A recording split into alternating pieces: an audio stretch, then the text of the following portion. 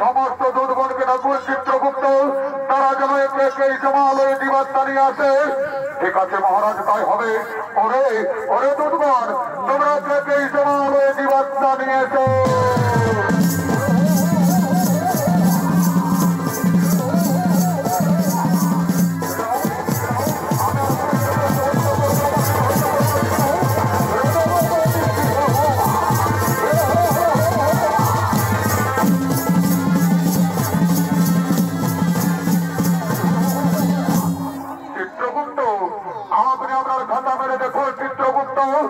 এই ব্যক্তি মর্তধামে কি পাপ করেছিল মহারাজ?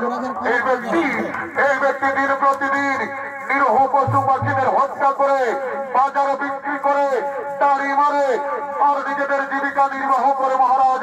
তাই বলুন মহারাজ, এই ব্যক্তিকে শাস্তি দেওয়া হবে।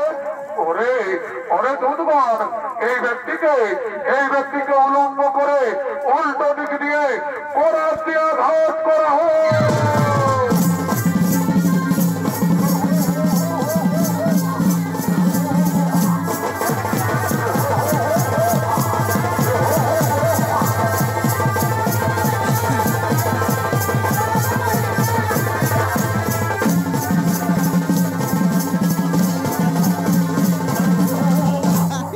চিত্রগুপ্ত, আমাদের কথা মানে দেখুন চিত্রগুপ্ত, এই মাতাল মর্তধামে কি পাপ করেছিল মহারাজ?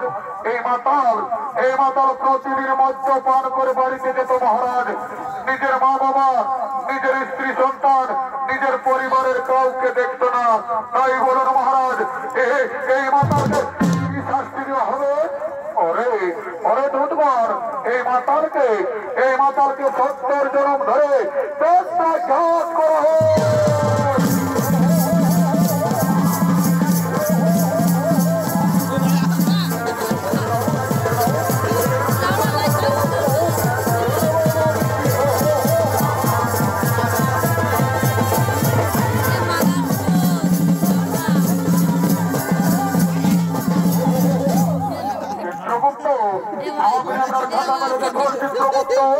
এই যুবক আর এই যুবতী মর্তধামে কি পাপ করেছিল মহারাজ?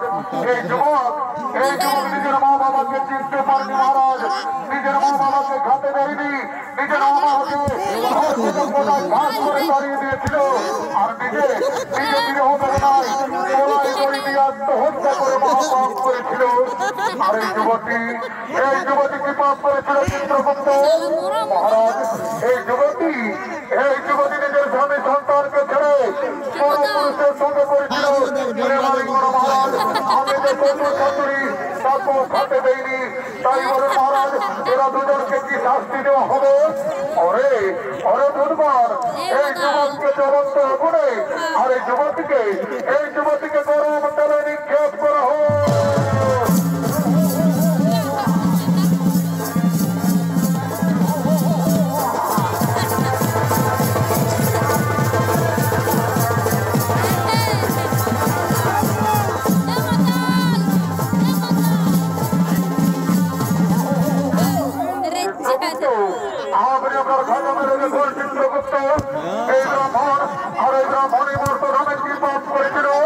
মহারাজ, এই ব্রাহ্মণী মর্তধামে কোনো পাপ করেনি মহারাজ। এরা দুজন মর্তধামে করেছিল গুরুনাম হরিনাম ভজন কীর্তন করেছিল ধর্ম আলোচনা। তাই বলুন মহারাজ, এই ব্রাহ্মণীকে কি করা হবে? ওরে দুধবার, এই ব্রাহ্মণীকে পুষ্পদ্রব্য দিয়ে স্বর্গে পাঠানো হোক আর পুনরায় মর্তধামে মানব রূপে জন্ম দেওয়া হোক।